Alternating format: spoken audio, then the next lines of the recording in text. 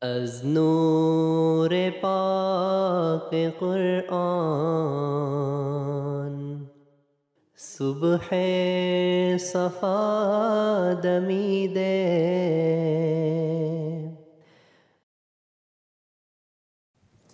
Assalamualaikum warahmatullahi wabarakatuh. Pemirsa MTA dimanapun Anda berada, bertemu kembali dengan saya Usama Ibnu Hasan selaku host dalam acara Lafaz Al-Masih, di mana dalam acara Lafaz Al-Masih ini kita akan membahas, mengupas sabda-sabda daripada Hadrat Masih Maud alaihissalatu wassalam yang terkompilasi dalam kitab Malfuzat. Dan pada kesempatan kali ini kita akan membahas suatu tema yang sangat relevan, yakni berkenaan dengan takwa dan pertolongan Tuhan. Kita akan berdiskusi dengan seorang mubalik terkemuka. Beliau adalah Bapak Maulana Dili Sadili Fadol Ahmad. Mari kita sapa beliau. Pak, Assalamualaikum Pak. Apa kabar Pak? Waalaikumsalam. Alhamdulillah. Alhamdulillah. Sehat. Nah pemirsa, beliau dalam kesempatan kali ini akan berbagi wawasannya tentang bagaimana takwa dapat membawa kita lebih dekat kepada Tuhan dan bagaimana pertolongan Allah Subhanahu wa taala itu senantiasa hadir dalam kehidupan kita bagi mereka yang betul-betul bertakwa kepada Allah Subhanahu wa taala. Nah, Pak, langsung saja, Pak. Berkenaan dengan takwa dan pertolongan Tuhan ini, sebetulnya bagaimana pandangan Hadrat Masih Maud alaihissalam berkenaan dengan takwa dan pertolongan Tuhan ini? Ya. Baik, Assalamualaikum warahmatullahi wabarakatuh. Waalaikumsalam. Pemirsa MTA yang dirahmati Allah Subhanahu wa taala. Di dalam kitab Malfuzat, Hadrat Masihil Maud alaihissalam bersabda bahwasannya akar dari semua kebaikan adalah takwa. Jadi beliau analogikan orang mukmin itu, imannya itu seibarat sebuah pohon yang mana akarnya itu adalah ketakwaan. Sebagaimana kita tahu bahwasanya batang, daun, terus ranting, dahan itu akan mengambil nutrisi itu sumbernya dari akar. Maka oleh karena itulah kalau kelihatan ada orang mukmin yang begitu setia, begitu patuh, begitu taat, berarti orang ini adalah ketakwaannya mumpuni. Oleh beliau diilustrasikannya akar dari sebuah kebaikan itu adalah takwa. Karena puncak derajat orang mukmin adalah menjadi orang muttaqi. Tidak semua orang beriman itu bertakwa. Tetapi pasti orang bertakwa itu adalah orang-orang mukmin. Untuk itulah beliau menyitir salah satu firman Allah Ta'ala di dalam Al-Quran. Innallaha a'udzubillahi minasyaitonir rajim. Innallaha ma'alladina taqaw. Sesungguhnya Allah Subhanahu wa taala akan selalu bersama dengan orang-orang yang bertakwa. Itu pandangan beliau tentang hakikat takwa yang tertera di dalam kitab suci Al-Qur'an. Jadi takwa itu merupakan akar dari semua kebaikan. Dan puncak kebaikan itu adalah takwa. Derajat tertinggi seorang mukmin itu adalah menjadi orang muttaqi. Nah, akarnya adalah ketakwaan.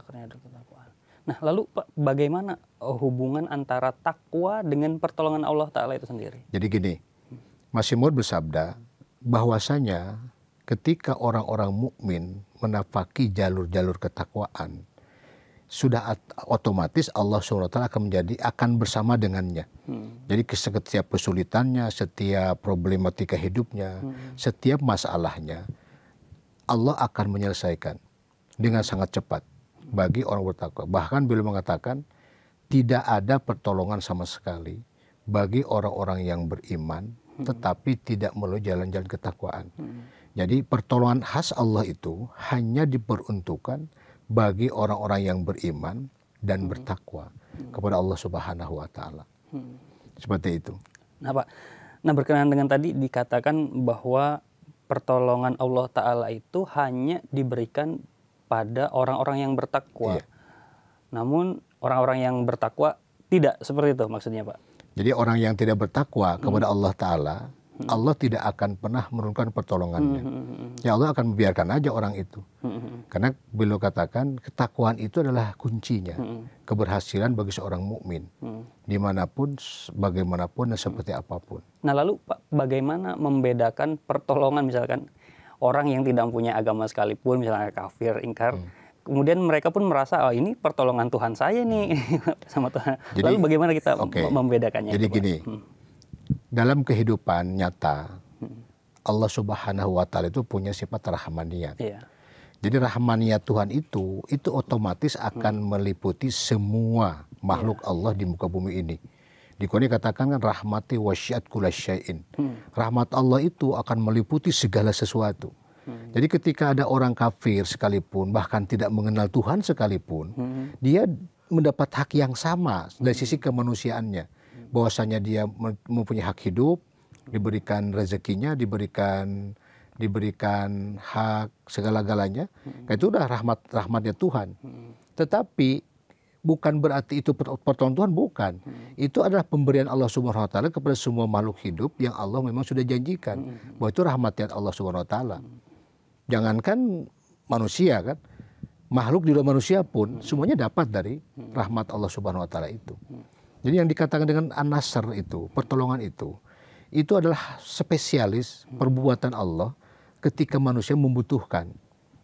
Jadi Allah Ta'ala akan menolong ketika kita misalnya ada kesusahan dan kita punya keyakinan bahwa hanya wujud ini yang bisa memberikan pertolongan. Tanpa itu tidak akan mungkin kita bisa keluar dari masalah itu. Nah itu yang dikatakan pertolongan oleh Rasulullah SAW, bahwasanya hal itu hanya akan diberikan Allah kepada orang-orang yang menempuh jalan ketakwaan. Yang lain tidak. Kalau tadi dikatakan orang tidak beriman saja, ternyata kehidupannya biasa saja. Bisa makan, bisa punya kerjaan, daftar jadi pekerjaan juga dapat. Itulah Allah katakan itu mah hak semua orang. Haknya Allah, ya haknya manusia dari Allah Subhanahu wa Ta'ala, itu dikata rahmatnya Tuhan. Dan itu tanpa pakai syarat. Seandainya rahmaniyat Tuhan itu pakai syarat, ya banyak orang yang tergeletak mati hari ini. Yang tidak sholat, tidak bertanggung, mereka tidak akan dapat apa-apa. Gitu. Jadi napas yang paling urgen dalam kehidupan manusia diberikan gratis oleh Allah tanpa mesti menyembah Allah dulu, tanpa harus bertakwa dulu. Karena itu mah haknya dia dari Allah Subhanahu wa Ta'ala sebagai rahmatnya Tuhan. Jadi konteks pertolongan ini berlaku ketika tidak hanya di dunia tapi di akhiratnya itu Pak ya. Iya. Gitu. Spesial bagi orang-orang yang bertakwa, mereka memperoleh kerahiman dari Allah Subhanahu wa Ta'ala. Nah Pak, baik. Apakah ada contoh Pak dalam kehidupan sehari-hari di mana seseorang telah mengalami pertolongan Allah Ta'ala karena keberhasilannya dalam meningkatkan ketakwaannya? Mungkin Bapak punya pengalaman pribadi atau melihat sesuatu. Jadi gini, kalau kita mau ngambil contoh yang paling besar ya, contoh yang paling nyata dan besar adalah pertolongan Allah terhadap para utusannya Allah Subhanahu wa Ta'ala. Bahwasanya di dalam Al-Quran dicatat dalam sejarahnya bahwa tidak ada utusan Tuhan yang gagal di dalam mengemban misinya. Artinya apa? Sekalipun pertentangan yang begitu dahsyat, super dahsyat. Misalnya kan dari zaman sebelum Rasulullah lahir, Nabi Musa AS misalnya. Dari sisi fisik, Nabi Musa AS itu bicaranya tidak fasih. Sehingga minta kepada Allah khusus, ya Allah. Diajarkan doa khusus ke dalam Al-Quran surah Toha kan. Rabbi shrah li sadri wa yassir li amri. Kenapa? Karena beliau itu tidak fasih berkata-kata. Sementara yang dia hadapi adalah Fir'aun. Bukan hanya orator, tapi memang orang yang sangat luar biasa gitu. Sehingga secara manusiawi beliau merasa gimana ceritanya. Saya harus mengemban amanat menyampaikan kebenaran kepada orang yang secara fisik memang kuat. Apalagi lantang bicaranya, seorang raja besar gitu. Tapi faktanya sejarah mencatat yang menang itu Nabi Musa, bukan Fir'aun. Jadi kalau kita ngambil contoh dari yang paling besar adalah contohnya adalah para utusan Tuhan. Apalagi contoh yang paling besar Rasulullah SAW kan. Nah kecil-kecilan kita aja lah. Kita orang-orang yang menjadi murid Hadrat Imam Salam. Ya saya selama jadi mubalik hampir 30 tahun. Banyak tragedi-tragedi yang menimpa dalam kehidupan perjalanan berkhidmatan gitu ya. Yang Allah Ta'ala beri pertolongan, betul kata Mas Imam Salam dalam mengutip Quran surah At-Tolak itu. Wa may yattaqillaha yaj'al makhrajan. Barang siapa menempuh jalan ketakwaan, Allah akan memberikan jalan keluar yang terbaik baginya. Wa yarzuqhu min haitsu la tahsib. Allah akan menganugerahkan rezekinya dari mana saja, dari tempat yang tidak pernah kita sangka dan duga. Ya, saya punya pengalaman secara pribadi gitu ya. Anak saya yang paling tua itu dari semenjak lahir itu menderita hernia. Nah, waktu itu zaman-zaman sebelum Krismon ya, zaman-zaman masih awal-awal tugas lah, baru punya anak satu, itu harus dioperasi otomatis umur 2 tahun. Saya tidak punya apa-apa, ngajuin ke pusat juga, ya masih terbatas, kita masih baru tugas gitu ya.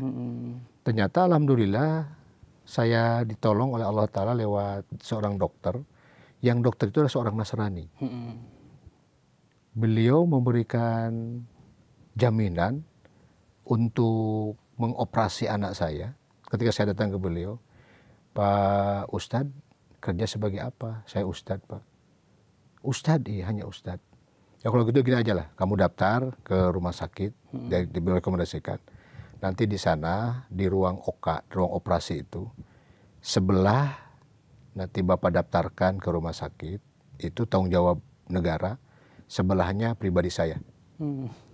Jadi saya yang harusnya bayar saya sekitar 5 juta dengan menginap, dengan obat, dengan biaya operasi itu. Saya terakhir hanya bayar 600.000. Berkat pertolongan dokter Ardin Hustasoid namanya. Orang Nasrani. Yang jelas-jelas Nasrani, bukan tidak seiman dengan saya. Tapi alhamdulillah, jadi saya yakin banget bahwa ternyata Allah itu ada, Allah itu hadir di saat kita sedang membutuhkan. Bukan berarti dalam konteks begini, bukan berarti saya orang yang sudah tahu, bukan.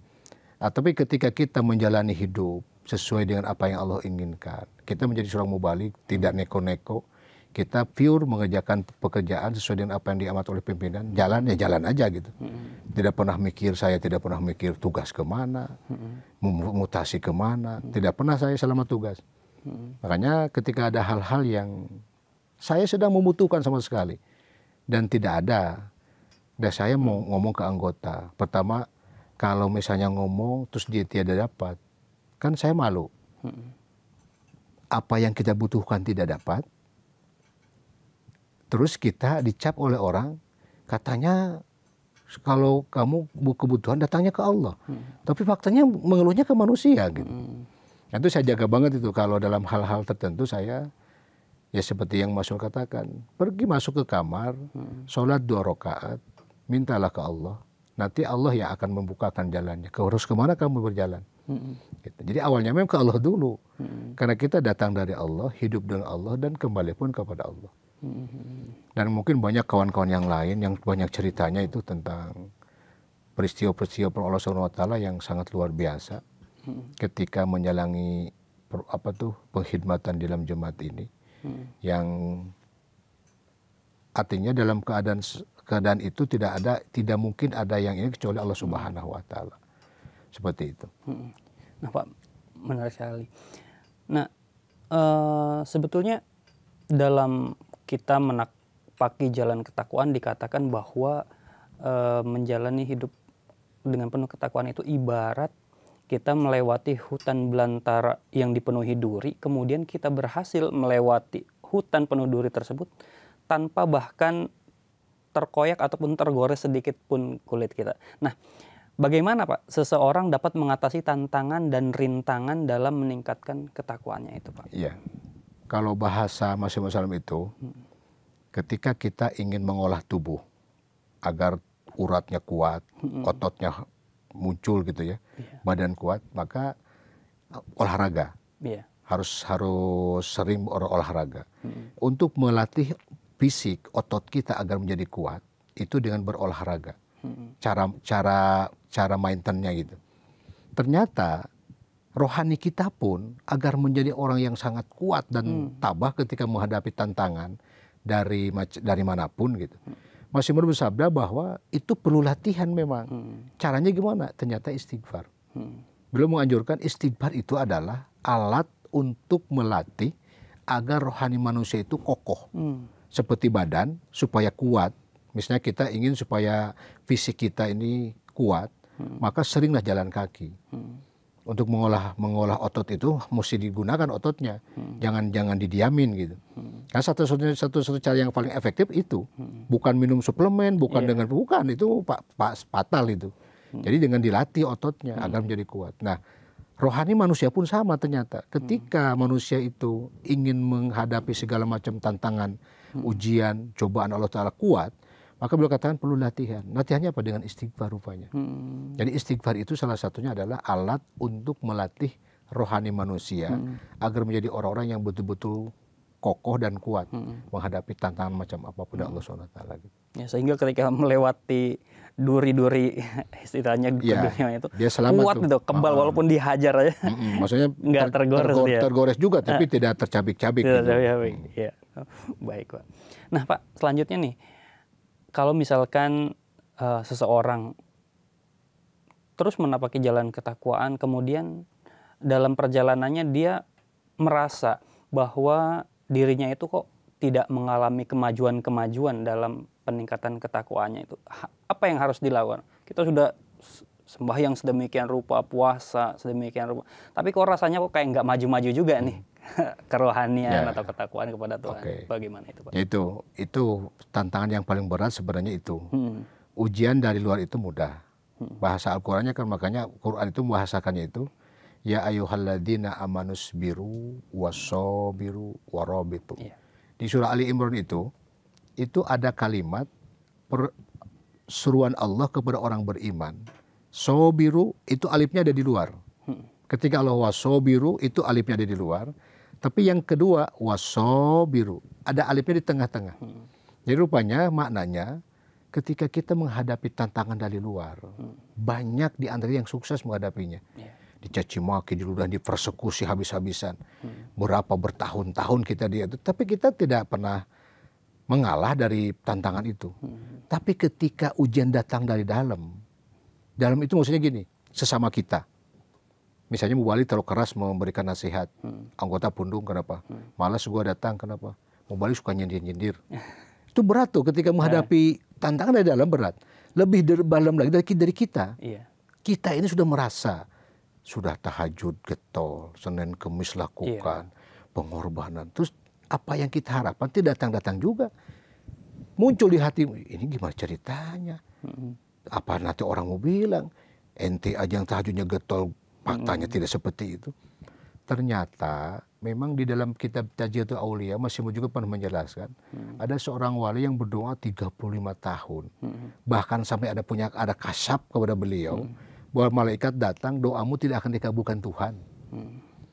Nah dalam kasab itu setan hadir menyaksikan. Jadi si wali ini dengan ada kasab malaikat mengatakan, percuma, Tuhanmu tidak akan mengabulkan doa kamu. Setan datang. Si wali kan terus aja berdoa, tak pernah berhenti. Datang setan. Wali, terus ngapain kamu berdoa? Sudah jelas-jelas kamu tidak dikabulkan. Dia tersenyum. Kamu tidak sadar katanya, bahwasanya saya berdoa itu, saya tidak punya keinginan, tidak punya harapan untuk dikabulkan. Saya hanya menjalankan apa yang diperintahkan. Dikabulkan atau dikabulkan bukan urusan saya, itu urusan Allah Subhanahu Wa Taala. Tetapi saya diperintah untuk berdoa sampai kapanpun, karena perintah belum dicabut, saya akan terus lakukan. Jadi spiritnya harus seperti itu. Nah kalau ada orang tiba-tiba melemah untuk melakukan ibadah hanya gara-gara tidak terkabulkan apa yang dia mintakan, berarti tadi dia meminta kepada Allah ada sesuatu. Nah itu penyakit itu. Jadi harusnya luruskan dulu niatnya. Kenapa kamu getol tahajud? Kenapa kamu rajin puasa Senin Kemis? Oh rupanya ingin naik jabatan. Ketika jabatannya tidak dapat, berhenti dia Senin Kemisnya. Berhenti dia tahajudnya. Padahal tahajud dan Senin Kemis itu adalah teladan Rasulullah SAW. Rasulullah SAW melakukan itu kan bukan karena ingin apa-apa. Karena untuk mencapai ridhonya Allah Subhanahu Wa Taala. Jadi memang luruskan dulu niatnya. Motivasi kita adalah semata-mata mencari ridhonya Allah Subhanahu Wa Taala. Bukan pertolongan datang atau tidak datang, itu mah urusan Allah Subhanahu Wa Taala. Allah menolong itu yang jelas janji Allah. Siapapun yang menapaki jalan-jalan ketakwaan, dialah yang punya hak untuk mendapat Allah Subhanahu Wa Taala. Cepat atau lambat pasti bakal datang. Cuma nanti akan diuji. Diujinya tadi berhenti dan nih orang Dengan hari ini Allah tidak datangkan dulu. Apa masih konsisten dengan pelakuannya? Kan gitu. Itu sebenarnya ujian yang harus diingat. Makanya tadi maintenance istighfar sebenarnya. Dengan istighfar itu orang akan sadar, oh iya. Karena itu latihan kita untuk memperkokoh kerohanian itu. Nah, itu kan tadi dari internal kita tuh Pak ya. Iya. Nah, lalu bagaimana misalkan kita bisa membantu orang lain dalam meningkatkan ketakwaannya dan mengalami pertolongan Allah Ta'ala dalam hidup mereka itu Pak. Karena kan kita lihat di luar bagaimana kehidupan itu beraneka ragam rupanya. Mereka sepertinya sulit sekali untuk menjadi lebih dekat kepada Tuhan. Dan bagaimana cara kita sebaiknya mendekati mereka, memberikan masukan kepada mereka agar mereka menjadi orang-orang yang bertakwa. Iya, yang pertama beliau bersabda adalah teladan. Contoh ya, contoh nyata dari kita. Ketika kita akan menyampaikan kepada orang-orang bahwa hidup bertakwa itu adalah keniscayaan dari Allah. Terus nanti orang nanya, terus kamu dapat apa? Kan gitu. Iya. Makanya kita harus berusaha sekuat tenaga meraih itu. Ya salah satu contohnya saya hidup hari ini nyaman. Tidak pernah merasa kurang. Nah orang-orang kadang-kadang membandingkan begini. Ada orang yang tidak punya, bahkan tidak mengenal Tuhan. Tidak beriman kepada Rasulullah, mengenal pun tidak. Tapi kehidupannya serba secara sekasat mata ya. Mewah. Rumahnya, mobilnya, kedudukannya. Nah Masih Maud mengkritisi hal itu. Beliau katakan apa? Kamu hanya lihat dari apa yang kamu lihat oleh mata kamu. Tapi saya melihat dari apa yang saya lihat dari batinnya. Kenapa? Sejatinya orang-orang yang kita lihat berhasil itu, uangnya banyak, rumahnya mewah, mobilnya juga megah. Sejatinya mereka ini orang-orang yang sedang menderita.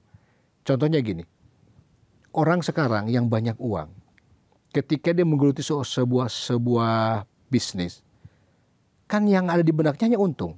Iya. Ketika ada satu item bisnisnya itu gagal, tender misalnya, apa yang dia inginkan, itu sebuah penderitaan bagi orang itu. Kata siapa dia senang?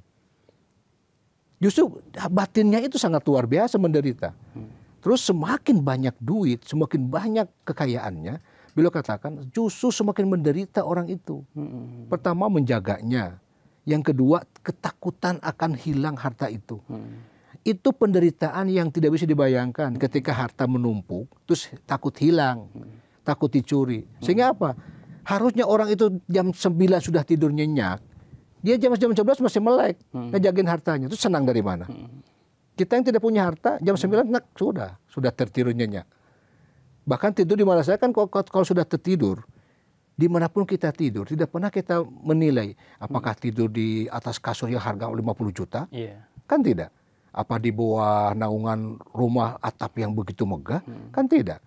Kalau ngantuk itu datang, tidur tergeletak di tikar biasa saja kan nyenyak. Nyaman Pak ya. Gitu. Jadi artinya kebahagiaan itu tidak ditentukan oleh banyaknya dan megahnya. Mereka katakan justru orang macam ini tuh dari sisi kebatinan mereka tuh menderita, takut hilang, takut bangkrut, takut dicuri, takut ditipu orang. Makanya kenapa orang-orang kaya rata-rata pelit?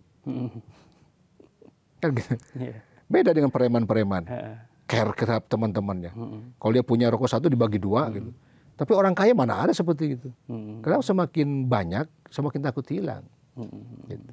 Kalau Masih Maud mengilustrasikannya kan kekayaan ini seperti nikmatnya seperti kita menggaruk yang gatal. Saking gatalnya digaruk nikmat, saking nikmatnya lupa, lecet. Nah lecet infeksi. Nah sekarang ini terjadi infeksi di dunia ini. Karena keasikan. Nah itulah sejatinya penderitaannya. Nah orang bertakwa kata beliau hidup di tengah ilalang saja dia bisa nyaman kok. Tidak pernah pusing. Contohnya siapa? Rasulullah. Ketika ditanya beliau, ketika di dalam riwayat kan diceritakan, ketika beliau wafat itu hanya meninggalkan satu lembar kain selimut yang sudah betapa banyak tambalannya, seekor bagal yang diwariskannya. Beliau tidak pernah bermasalah. Beliau begitu menikmatinya sampai Hadrat Umar menetes air mata ketika datang ke rumah Rasulullah. Beliau baru bangun, tercetak pelapah kurma di punggung beliau. Beliau menetes air mata, ya Rasul, engkau manusia yang paling paripurna. Apa yang engkau mau tinggal minta ke Allah, Allah kabulkan.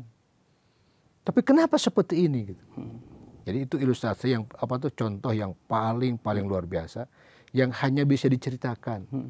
Nah sekarang kita fakta di dunia, ustadz-ustadz yang cerita tentang contoh Rasulullah itu pergi ke sana kemarinya pakai Rubicon, Pajero yang atapnya terbuka, kan gitu. Sementara junjungan mulia salam apa pernah menikmati kemegahan seperti itu? Maka kadang-kadang saya malu kadang-kadang. Kita ketika tabligh kita pakai mobil, pakai AC, nyaman banget. Padahal Rasulullah mah dulu, Allahu Akbar. Ternyata ya itulah ukuran takwa kita hari ini. Baik Pak, menarik sekali pembahasan kita, namun sepertinya kita dibatasi oleh waktu. Nah pemirsa MTA, dalam kesimpulannya kita dapat memahami bahwa takwa merupakan kunci utama dalam mencapai pertolongan Allah Subhanahu wa Ta'ala. Dengan meningkatkan ketakwaan, kita dapat menghadapi ujian, tantangan dalam kehidupan dengan lebih tegar, dengan lebih sabar, serta meraih pertolongan Tuhan yang senantiasa hadir di dalam kehidupan kita. Oleh karena itu, marilah kita terus berusaha meningkatkan standar ketakwaan kita dan berdoa kepada Allah Subhanahu wa Ta'ala agar senantiasa diberikan perlindungan dan pertolongannya dalam segala aspek kehidupan di dunia kita. Dan akhirnya saya dan kru MTA yang bertugas undur diri. Wabillahi taufiq wal hidayah. Wassalamualaikum warahmatullahi wabarakatuh. Waalaikumsalam.